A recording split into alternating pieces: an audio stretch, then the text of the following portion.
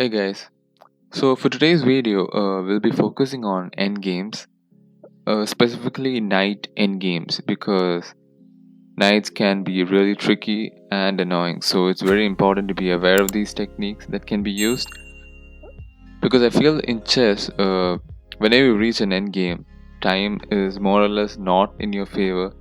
So it's important to be aware of these techniques so that it becomes muscle memory and you can just apply them in the game.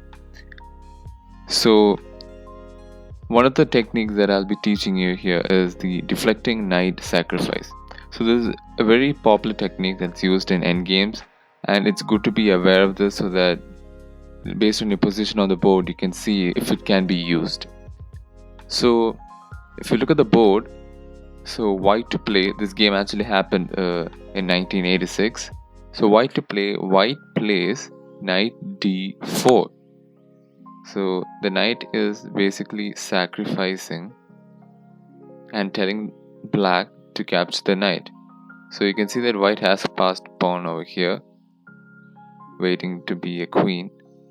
So obviously the knight takes. Now white needs to make sure that the knight does not be around anywhere here to capture the pawn. So one of the rules is that the king should always be diagonally opposite to the knight so that it doesn't give room for the knight to be anywhere near the pawn. So king plays king f6, so you can see that it's diagonally opposite to the knight, so knight cannot go anywhere near the pawn. So if knight plays let's see knight f3, so you then just push. So if you go, let's say knight d2, so you just push. That's pretty much it. So you again go diagonally opposite.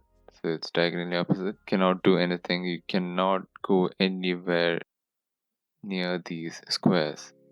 And this pawn will eventually be a queen. So that's basically the idea of the deflecting knight sacrifice. You can see that knight is deflecting black knight away from the board. So basically giving room for the pawn to become the queen. Let's get over to this position on the board. So white to play and win. White plays knight f8. So you can see that knight is attacking the h7 pawn, and basically this knight sacrifice will allow the white king to invade into this territory. But then black is forced to capture the knight as well. So after knight captures, you have king e6. And now you can see that black is in a zugzwang position. So basically what a zugzwang means is that whatever move that black plays will be a bad move. So you can see that like these two pawns are safe right now because of the knight. And the king is also in a pretty good position. But the moment the knight moves, then black is in a bad position. And the moment the king moves, white would just go over to e7. So black, whatever move that black plays will be a bad move. So that's what is called a zugzwang.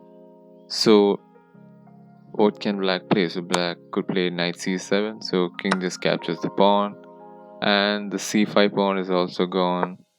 The next move, or it could move to king d7. So what happened in this game though is, after king captures, you had king e6, and then they played ng7. Then they had pawn captured, king captures the d6 pawn, h5, king e7. Basically, at this move, black resigned because, after white becomes a queen, it is basically white is already a pawn up, and then you'll have multiple checks over here. As this pawn is gone as well, so white is in a pretty good situation right now with an extra pawn.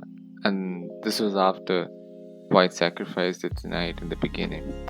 So this is the deflecting knight sacrifice. It's a pretty good strategy that can be used, that can be very beneficial in endgames. So I hope you guys enjoyed that. Thank you.